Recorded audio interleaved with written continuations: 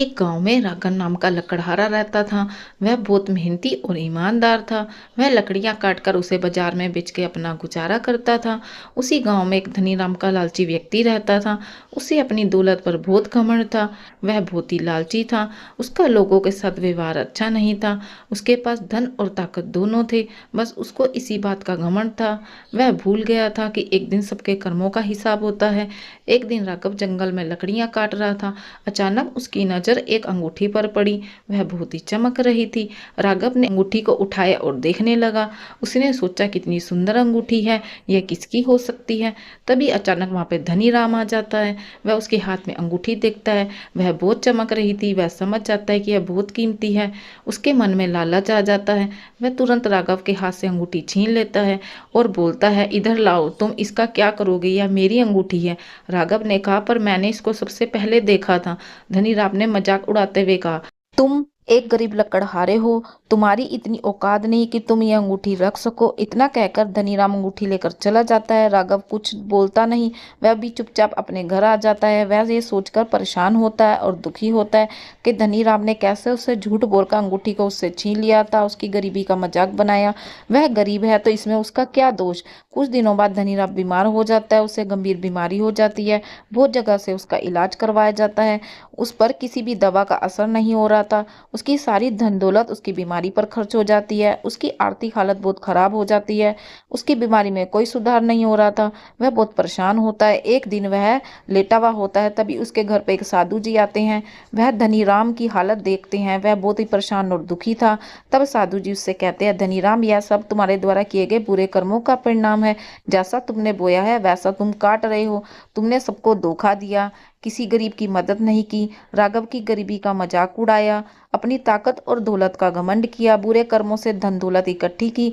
अपने बुरे कर्मों के कारण ही तुम्हारा ये हाल है। तुम उसी की सजा भोग रहे हो। धनीराम साधु जी से बोलता है, क्या मैं ठीक नहीं हो सकता? मुझे अपने बुरे कर्मों का बहुत पछतावा है। मैं उसका पश्चाताप करना चाहता हूँ। साधु जी धनीराम से कहते हैं, तुम्हें राघव से माफी मांगनी होगी। जिन लोगों से तुमने धोखा किया उन सबसे माफी मांगो। तो धनीराम को कहता है कि वह बुरे कर्म छोड़कर अच्छे कर्म करे।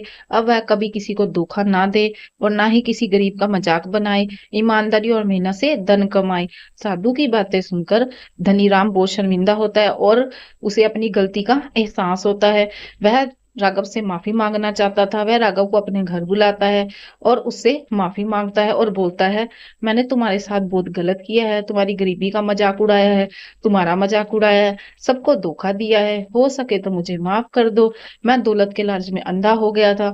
अपनी दौलत और ताकत का मुझे घमंड हो गया था। दौलत और ताकत के घमंड में मैंने बुरे कर्म किए। ये नहीं सोचा कि एक दिन मुझे इसका परिणाम भोगना पड़ेगा। हो सके तो मुझे माफ कर दो। राघव उससे कहता है कि माफ तो मैं कर दूंगा, परंतु एक बात हमेशा याद रखना, हमारे द्वारा किए गए अच्छे या बुरे कर्म सभी का परिणाम हमें भोगना पड़ता है। उसका फल एक ना एक दिन जरूर मिलता है।